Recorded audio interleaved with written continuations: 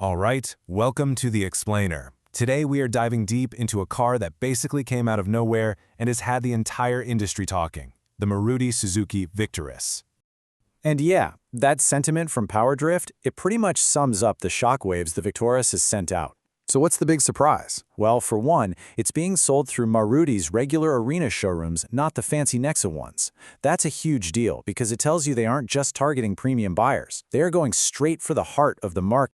So the first thing that just jumps out at you, the safety rating, a full 5-star score from both Bharat NCAP and Global NCAP. This is massive because it tackles, head-on, a big concern people have had with the brand for years. And then there's this number. This is the other big headline, an RAI-certified fuel efficiency that is frankly unbelievable for the strong hybrid. This is a classic Maruti Suzuki move, and it's a number that makes everyone sit up and pay attention. Okay, so here's how we're going to break this all down. We're going to look at why this car is such a surprise contender, what's just good versus what's truly great about it, where the compromises are, and then the big one, who should actually buy this thing. So let's kick things off with why the Victoris is so much more than just another SUV. This is about strategy, it's about reach, and it's a direct shot at the kings of this segment. So what Maruti's doing here is, well, it's pretty brilliant. By using their massive arena network, we're talking over 3,000 showrooms versus about 500 for Nexa.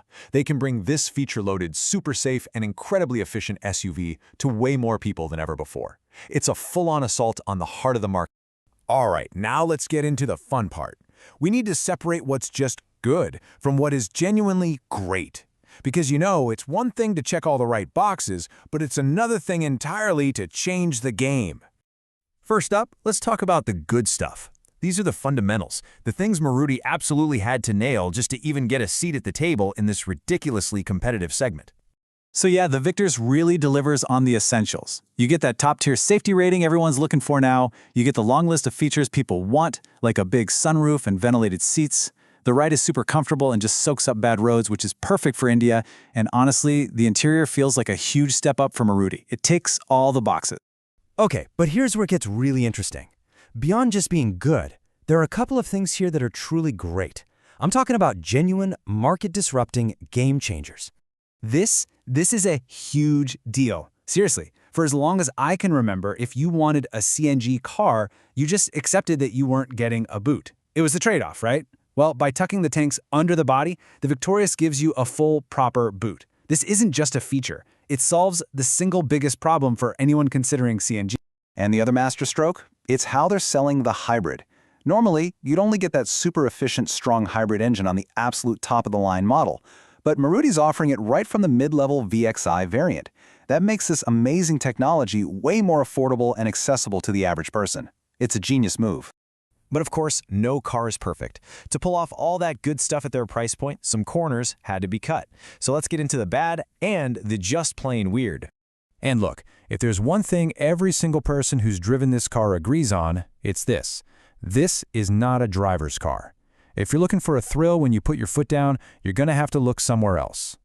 This slide breaks down the issues perfectly, because you've got two kinds of problems. On one side, you have the bad stuff, the actual performance issues. The engine's a bit weak, and that soft, comfy suspension means you get a lot of body roll in corners. But then you have the baffling stuff, decisions that just make you scratch your head. Like why offer the advanced safety tech ADAS on a cheaper model, but not on the most expensive flagship hybrid? It just doesn't make any sense. And just to put that performance into perspective, 16.44 seconds. That's a 0 to 100 time for the regular petrol engine. And trust me, in this segment, that is, well, it's slow, like one of the slowest you can buy. All right. We've seen the good, the great, the bad, and the truly baffling.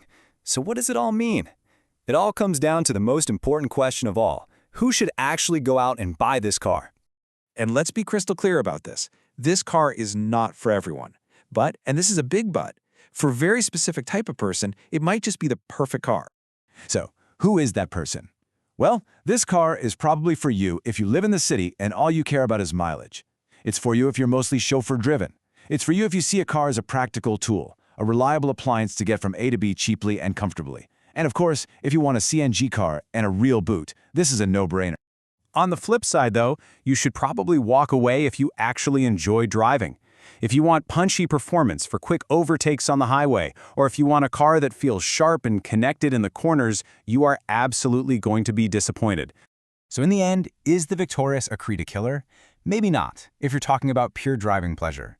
But by playing to its own strengths, amazing efficiency, incredible accessibility, and that game-changing CNG option, has Maruti created something even smarter? A powerful, sensible alternative that redefines what winning in this segment really means? That's the real question.